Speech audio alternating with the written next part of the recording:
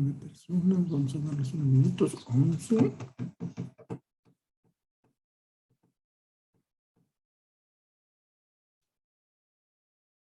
13.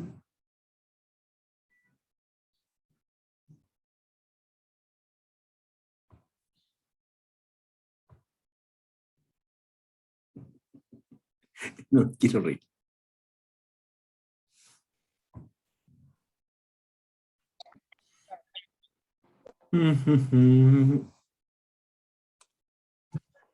Buenas tardes a todos, muchachos. Ahorita en un segundito comenzamos. No.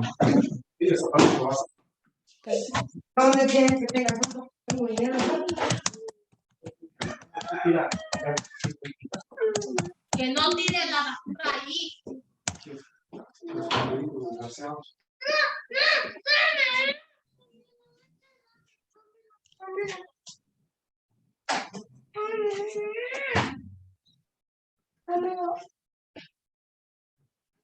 Ok, vamos a compartir pantalla. Hoy vamos a intentar, vamos a ver el tema 5 y una parte del 6.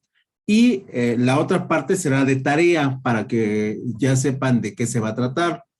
Voy a subir hay dos opciones, que suba el trabajo en PDF a la plataforma y que se los mande a su celular para que puedan trabajar en él. Entonces, vamos a ver el tema número 5. Comparto la presentación, que se trata de la regulación de la contabilidad en México y cómo se le conoce como el Plan General de la Contabilidad. Nosotros estamos sujetos a múltiples regulaciones desde el punto de vista del derecho mercantil, del derecho fiscal e incluso desde el derecho financiero. Entonces, por ahí nosotros debemos conocer algunos apartados que son importantes. Debemos decir que la regulación en México parte de la normatividad y una norma no es tan castigable, no es obligatoria como una ley. Por lo tanto, en México, la contabilidad para su ejercicio utiliza normas, no leyes. Esa es la primera aclaración que tenemos que hacer. Y estas normas se encuentran en el Consejo Mexicano de Normas de Información Financiera, que para efectos de los contadores se conoce como el CINIF, ¿sale? Y está vigente desde 2006. Por lo tanto, ahí vamos a encontrar toda la normatividad que ustedes pudieran conocer o necesitar para registrar sus procesos contables en pequeños negocios o empresas transnacionales.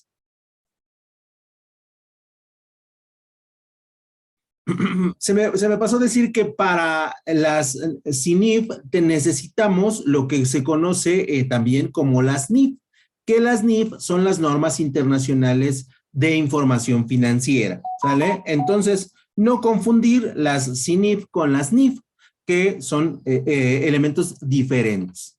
Por lo tanto, ¿qué es una regulación contable? Bueno, es un proceso que cuenta con un conjunto de instituciones y organismos que permite la identificación y emisión de las normas para determinar un fin. Por lo tanto, aquí tenemos que aclarar que si ustedes en un momento dado estudian bien sus procesos contables y si analizan bien la práctica contable, podrían ir a otro país y pedir trabajo de auxiliares contables, porque la práctica es muy similar en cualquier parte del mundo. Entonces, por ahí, bueno, esa es una de las ventajas de estudiar una materia económico-administrativa. La normalización contable trata de crear las bases necesarias para que la información que figure en los estados contables sea homogénea, sea igual. Si ustedes tienen si trabajan en una empresa de autotransporte, tendrá información similar en términos de los estados y de la información que una empresa mueblera. Entonces, aquí es prácticamente lo mismo, la información, no el procedimiento, que eso no se debe de confundir. Por lo tanto, para eso nos sirve la información de carácter contable.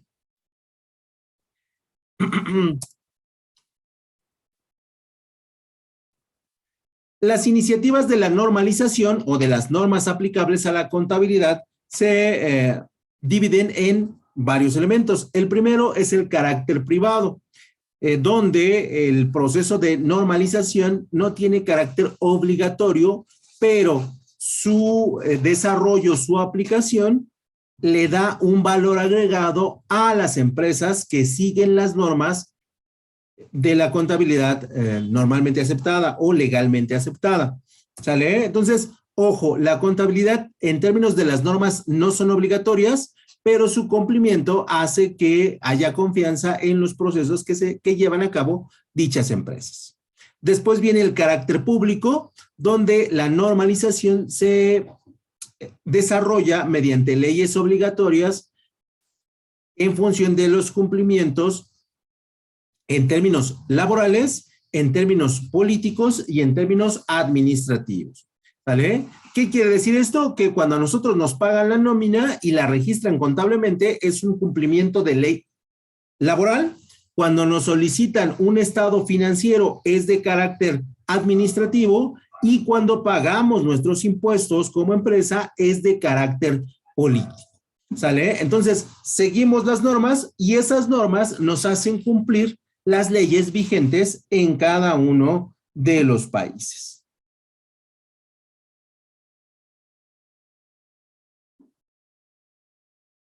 Y luego vendrían las normas internacionales de la contabilidad, que son un conjunto de estándares o de medidas fijas con el fin de establecer cómo deben presentarse los estados financieros, desde los que deben presentarse hasta la forma en cómo deben de presentarse.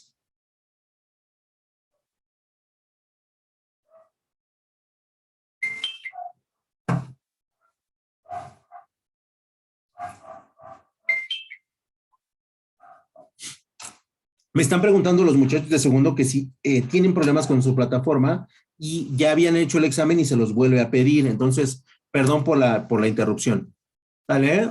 Por lo tanto, ya en México nosotros vamos a tener o vamos a utilizar las normas internacionales de la contabilidad, que por sus siglas se conocen como las NIC.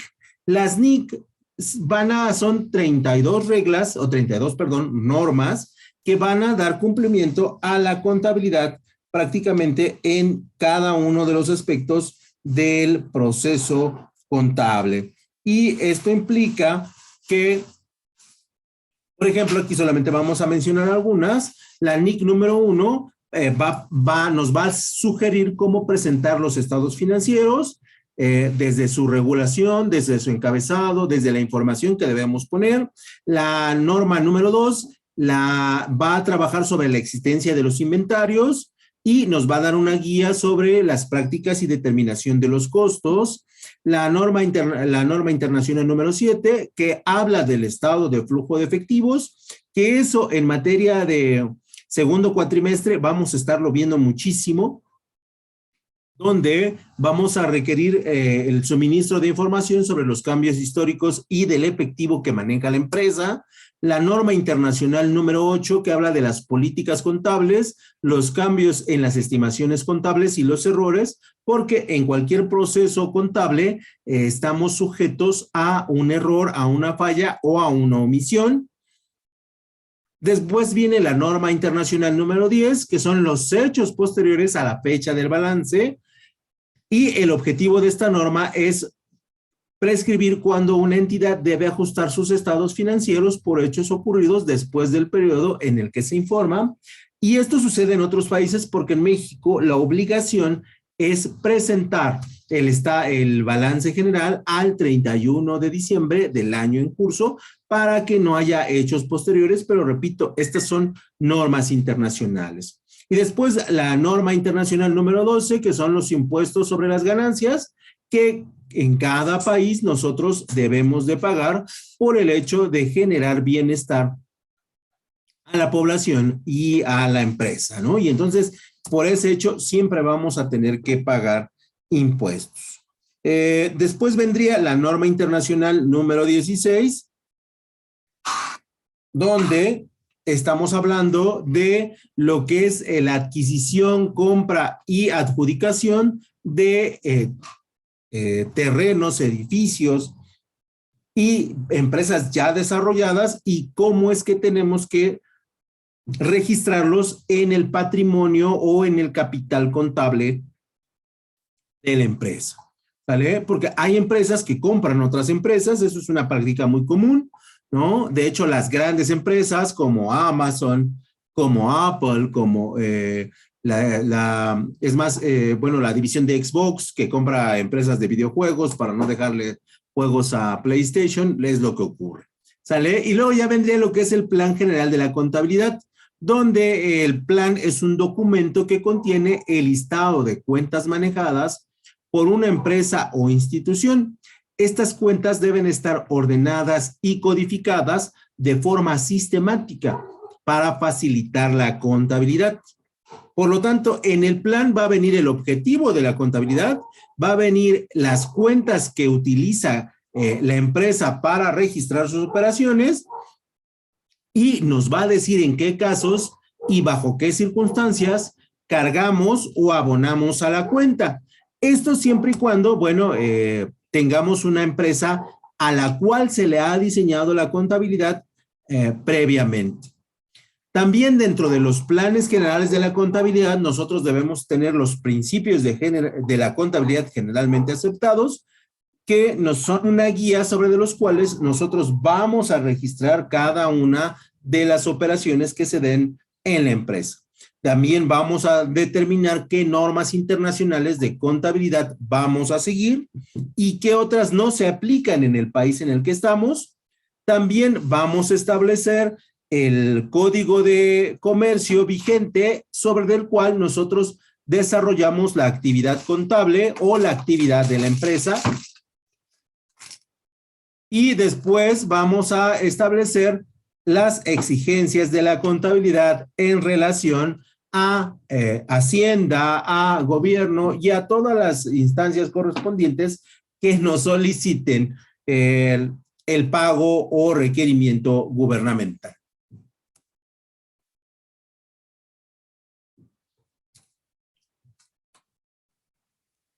Aquí tras bambalinas me están haciendo enojar, así que si me ven hacer caras, no me hagan mucho caso. ¿Sale? Después va a venir dentro de el Plan General de Contabilidad los grupos de niveles más generales y su numeración con un solo dígito. Esto es la forma en cómo nosotros vamos a ubicar a los departamentos y cómo los vamos a ir registrando en el proceso contable.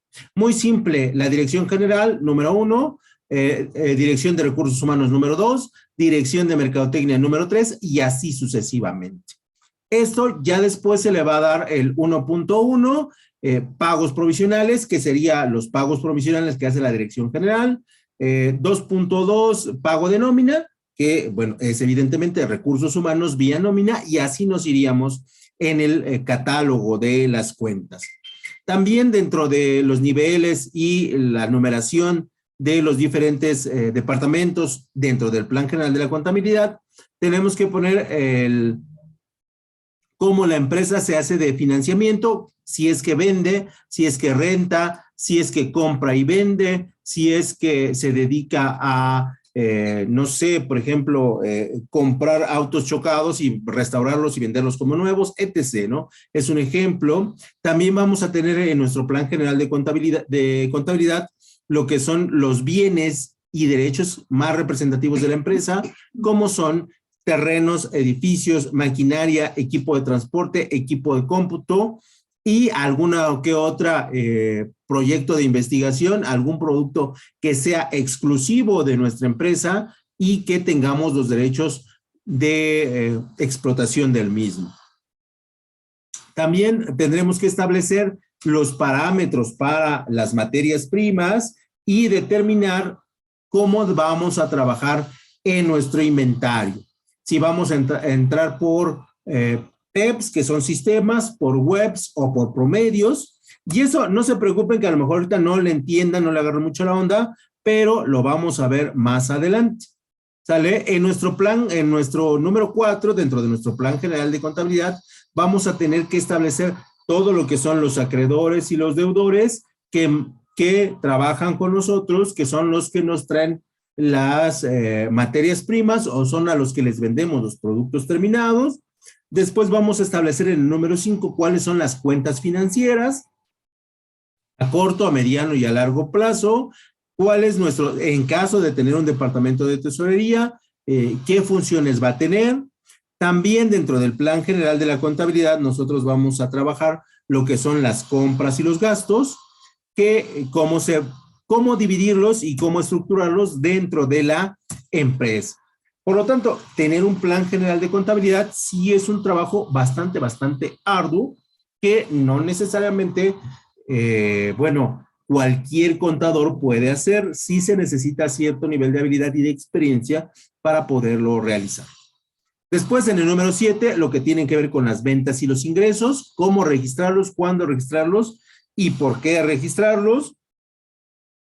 Después vamos a tener los gastos imputados al patrimonio neto, que estos evidentemente ya conocen por lo menos la idea del patrimonio neto, a qué se refiere. Y de alguna u otra manera nos va diciendo, es una guía sobre la cual nosotros vamos a, los que no son expertos, los auxiliares contables o las personas que se acaban de integrar a la empresa, van a tener una guía sobre el cual registrar las operaciones. Y bueno, esos serían los, si no me equivoco, los 9 puntos sobre de los cuales el plan general de la contabilidad tiene su efecto. Repito, la normatividad no es obligatoria, pero el cumplimiento de las leyes a través de la norma sí lo es. Y de ahí nosotros debemos establecer un mecanismo, un plan para registrar todas y cada una de las operaciones que se planteen en la empresa. Corto esta área, vuelvo a esta diapositiva y vuelvo a la que tiene que ver con el tema número 6. Y vamos a empezar por acá. ¿Tienen alguna duda del plan, muchachos? Aunque me fui un poquito rápido, pero si tienen alguna duda, hacemos una pausa para que ustedes puedan determinar si tienen alguna duda y si no la tienen, continúo.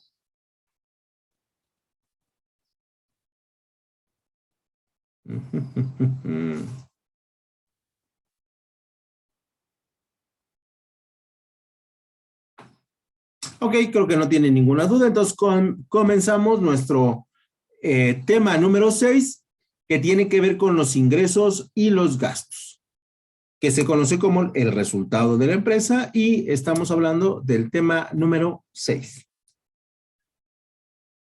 Y aquí lo primero que tenemos que establecer es la diferencia entre un ingreso y un gasto. Y decimos que se denomina ingreso al incremento de los recursos económicos que presenta una empresa, una persona o un sistema contable y que constituye un aumento en el patrimonio del mismo. ¿Sale? En ese momento llega alguien y les da 5 pesos. Y entonces para ustedes eso se considera un ¿qué? Un ingreso, muchachos. Y todos los ingresos forman parte de el patrimonio que ustedes van incrementando para su empresa o para su negocio.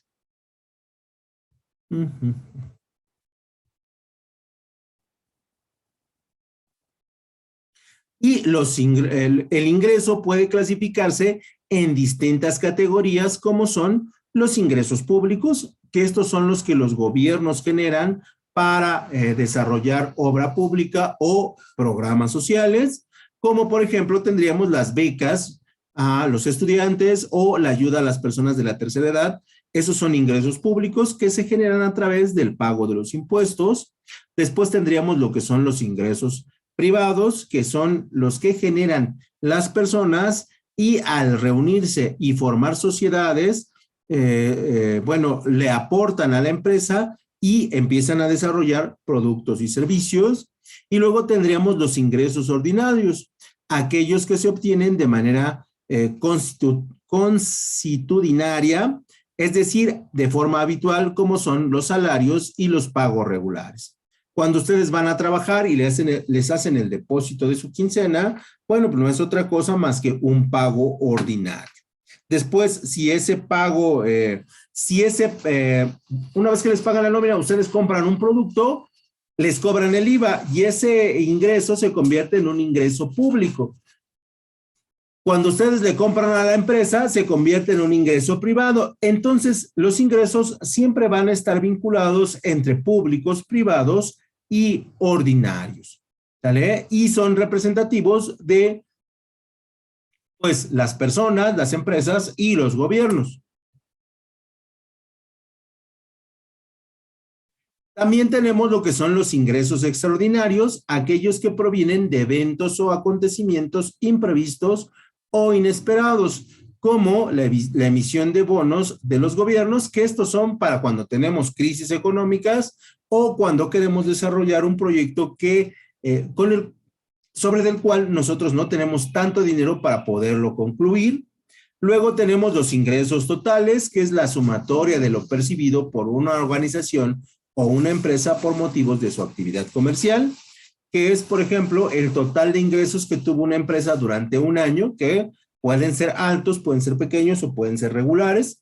Luego tendríamos los ingresos marginales, que esto solamente, bueno, se identifica el concepto en las áreas de economía, que se llaman así a los incrementos de las ventas totales de un sector cuando se posiciona una unidad más de la esperada, que son los ingresos extras que una empresa genera, que por ejemplo para el caso de la pandemia hubo empresas que sí se vieron beneficiadas de el ingreso extra, ¿no? Pensemos por un momento en las empresas que se dedican a la venta de gel antibacterial. Imagínense que previo a la pandemia vendían 10 pesos y posterior a la pandemia empezaron a vender 3,000, 4,000 pesos diarios, ¿no? A eso se le llama el ingreso marginal, algo que no estaba esperado, pero que al final por cuestiones de suerte, de ingreso o elementos externos se generó. Luego tenemos el ingreso medio, que es un indicador también económico, que es un indicador obteniendo el promedio de los productos vendidos, ¿vale? Es decir, el ingreso total entre el total de unidades vendidas. Y esto se hace para poder determinar la producción total de una empresa en relación al número de consumidores que ésta tiene. Imagínense que, vamos a hacerlo algo muy sencillo, imagínense que ustedes tienen un puesto de tamales, ¿no? Y un día vendieron 100 tamales y al otro día vendieron 50 tamales. Y para el tercer día, ¿cuál será el promedio de productos que deben fabricar? 100, 50 o 75. 75. Ese es el promedio, ese es el promedio de unidades a producir que ustedes deberían de elaborar considerando las ventas del primer día, del segundo día. Ahora trasládenlo a las empresas. Una empresa el mes de enero vendió 100 unidades, en el mes de febrero vendió 50 unidades, entonces, ¿cuántas unidades debe producir en marzo? 75. Esa es una regla de los negocios, muchachos. Por eso es que es importante que nosotros entendamos el ingreso medio o el ingreso marginal, porque de alguna otra manera, y bueno, y esto tiene relación con su materia de macroeconomía, tiene relación porque las empresas deben programar cuántas unidades deben producir, porque si no, entonces estaríamos trabajando a ciegas y a lo mejor yo necesito producir 1,000 unidades y estoy produciendo 10,000. Por lo tanto, 9,000 unidades se me van a quedar y voy a tener que colocarlas a un precio inferior al que yo tenía pensado para generar la ganancia. Por eso es que los ingresos se deben de revisar, se deben de analizar y deben de ubicarse bien, analizarse bien para que nosotros podamos determinar cuántas son las unidades reales que tenemos que producir. Esto lo hacen las empresas pues prácticamente todos los meses del año para que no se les queden tantas unidades en promoción o se les queden en el almacén y al final las tengan que sacar como saldos, ¿no? Lo ideal en las empresas es que cada vez sus saldos de su producto sea menor. ¿Sale? Por lo tanto, la contabilidad empresarial contempla los ingresos como el aumento del patrimonio neto de una empresa, ya sea debido al aumento del valor de sus activos o por la disminución de sus pasivos. ¿Sale? Estoy vendiendo mucho y estoy teniendo menos desperdicios. Entonces, hay un aumento en mi pasivo, perdón, en mi activo y hay una disminución en mi pasivo. En dicho cálculo no se contemplan las aportaciones de los socios y propietarios. Sin embargo, ya que estas deberán retornar eventualmente a manos de los inversores. Ustedes son dueños de las empresas, muchachos. Ustedes, al aportar su capital, lo mínimo que esperan es un rendimiento, un interés. Y ese interés lo pueden ustedes solicitar mes con mes o lo pueden solicitar al final del año. Usualmente se distinguen entre los ingresos por venta de bienes o por préstamos de servicios. De ahí va a salir el dinero que la empresa les va a dar a ustedes por concepto de aportación a capital. Siempre. Y también aquí viene una recomendación: cuando hagan su empresa, si establezcan, porque esto es bien importante para que una empresa sea exitosa, si establezcan cuánto dinero les tiene que dar su negocio mes con mes para determinar si es exitoso o no. Porque en muchas ocasiones nosotros como pequeños empresarios o como pequeños emprendedores nunca consideramos este hecho. También, ok, no me va a dar rendimiento, yo voy a trabajar en mi negocio. ¿Cuál es el salario que ustedes van a percibir por atender su negocio? Nunca lo ponen, muchachos. Y seguramente ahorita, bueno, y a colación, yo les pido que recuerden a la señora de la secundaria y de la primaria, donde tenía su negocito de venta de dulces, y ustedes pasan por la primaria donde iban y la señora sigue estando ahí, ¿cierto o no? Sí. ¿Y esto por qué creen que sucede, muchachos? Si es un negocio que vende, si es un negocio que está ahí. Sí. Sí, Gustavo.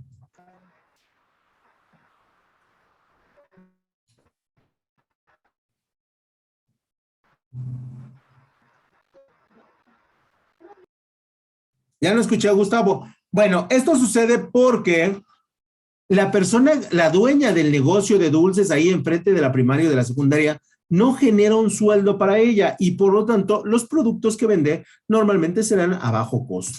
Esto es una de los pecados más grandes que puede cometer cualquier pequeño empresario, cualquier pequeño emprendedor, porque forzosamente cualquier trabajo que se haga requiere ¿de qué?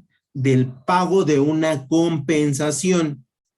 Y si ustedes no agregan esa compensación al costo de elaboración del producto o del servicio, nunca van a generar ganancias. Y por lo tanto, su negocio puede que venda bien, puede que exista mucho tiempo como negocio, pero no va a generar el suficiente capital para que dicho negocio crezca. Por eso es tan importante que analicemos los ingresos. Y si hay un negocio que no les va a pagar un salario en el cual ustedes están participando, es un negocio que hay que ajustarlo, que hay que verificar los costos, que hay que analizar cómo estamos vendiendo o el precio del bien para determinarles un salario. ¿Sale? Eso es bien importante y es una de las básicas de la instauración de los emprendedores o de los pequeños empresarios.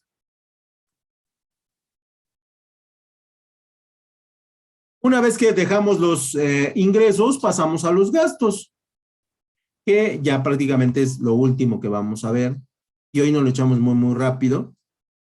Y decimos que los gastos es un egreso, es una salida. O en términos, y aquí lo decimos, en términos coloquiales, una salida de dinero que una empresa o persona paga por la compra de un producto, un bien o un servicio. Por lo general, todos los gastos se convierten en una inversión, ya sean tangibles o ya sean intangibles. Ojo, y esto quiero que lo entiendan muy bien.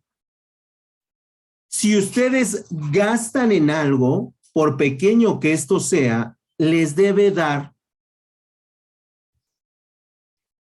y aquí por aquí está, no sé por qué se está pasando tan rápido, pero bueno, regresamos. Les debe dar ¿una qué, muchachos? Una inversión. Una inversión, forzosamente. Si ustedes gastan 5 pesos, si ustedes gastan 10 pesos en la compra de un chicle, ese chicle debe generar una qué, una inversión, una ganancia. ¿Estamos de acuerdo? Cuando un gasto, ojo, cuando un gasto no me regresa algo, desde el punto de vista de los negocios, Ya tuve una pérdida. ya tuve una pérdida, Eli, y aparte no me sirve. Y aquí viene un principio del administrador, y ese sí apúntenlo. El administrador es utilitario. Y esa es una regla, muchachos. ¿Qué quiere decir esto? Que funcione como tal, ¿no? Como administrador, que prevea que me va a funcionar la inversión y qué ganancias pueda tener, ¿no? Y aquí viene un ejemplo para establecer la parte utilitaria. Estoy trabajando con mi pareja en un proyecto, pero resulta ser que mi pareja no le está aportando la utilidad para la cual fue contratado o sobre la cual él se contrató. Y sí está cobrando un salario y sí está percibiendo una ganancia, pero no me está dando los resultados que yo busco. ¿Qué hago con mi pareja? Pues la despido porque no me está funcionando. Simple. Es una regla. El administrador es utilitario. Y si algo no me funciona, lo cambio. Adiós. Lo cambio con todo, y eso implica toda una problemática, pero recuerden que el administrador trabaja bajo este principio en todo lo que hace. Por eso es que el administrador siempre está en control de la situación, porque sabe qué le va a aportar, sabe cuánto le va a aportar, y si esa cosa, persona, objeto o plan no le funciona, lo tiene que cambiar. Porque el administrador vive ¿de qué? Del resultado, muchachos. ¿Quieren ser buenos administradores? Tienen, en cualquier cosa que hagan, le deben de aportar el 80% de éxito a lo que ustedes hacen. Si ustedes tienen menos del 80%, van a ser administradores del promedio, que puede que les vaya bien, que puede que les vaya mal, puede que les vaya súper mal o puede que les vaya súper bien, pero van a estar sujetos al azar. Quieren ser exitosos, 80% de decisiones acertadas, utilitarias. Y esa es la regla. Si ustedes están por debajo de ese rango, no, nadie me los va a contratar como gerentes, como directores de área. Nadie, en este momento nadie. ¿Sale? Entonces, vayan aprendiendo esta idea de la utilidad. La inversión me debe dar una ganancia. Puede ser tangible, esto es que yo pueda ver, o puede ser tan intangible, que tal vez no la veo en términos de dinero, de ganancia, pero sí le está aportando ¿qué? A lo mejor una actitud, a lo mejor una creatividad, a lo mejor una buena idea. Caso contrario, estoy trabajando con mi pareja y mi pareja me aporta siempre ideas en las cuales mi negocio está funcionando.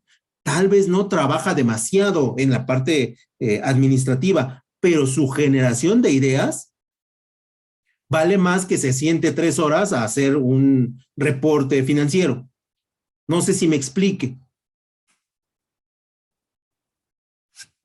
Sí, que Entonces, independientemente Sí, de que profe. también puede aportar con ideas. exactamente, pero ojo, siempre debe darnos la utilidad. Y finalmente, los gastos se definen como decrementos o disminuciones del patrimonio neto de la empresa por un tiempo, ¿eh? O sea, yo gasto para que luego eso regrese. Y también esa es una visión que el administrador debe trabajar siempre. O sea, yo me compro una cerveza, sí, pero ¿qué me aporta? Sí, yo me estoy tomando un café del Starbucks, pero ¿qué me aporta? O sea, ¿le está aportando algo al negocio? ¿Le está aportando algo a el desarrollo de una inversión? ¿Le está aportando algo al beneficio de mi empresa? Si es un sí, adelante. Si es un no, entonces analicen qué están haciendo. ¿Sale? Por lo tanto, necesitamos que los gastos sí disminuyan el activo, pero por un tiempo. Ya después tendrán que ser utilidades para la empresa. Van a comprarse una computadora, muchachos. ¿Qué utilidad les va a dar? ¿No? Y aquí siempre decidan por lo que mejor pueden adquirir. Tienen 10,000 pesos y hay una computadora de 7,000 pesos y una de 11,000. ¿Cuál compran, muchachos? La de 7,000. ¿Por qué, Alberto? Es buen análisis. Pues para mí, porque puedo sacar aparte de ahí una inversión y con lo que me queda puedo invertir en otra cosa. Ok. Y entonces yo te pregunto, Alberto, ¿no tendríamos que ver primero cuál es la mejor? Sí, que vendría siendo la primera. ¿La de 7,000 o la de 10,000, 11,000? Porque no sabemos, ¿no? Entonces, el concepto es simple.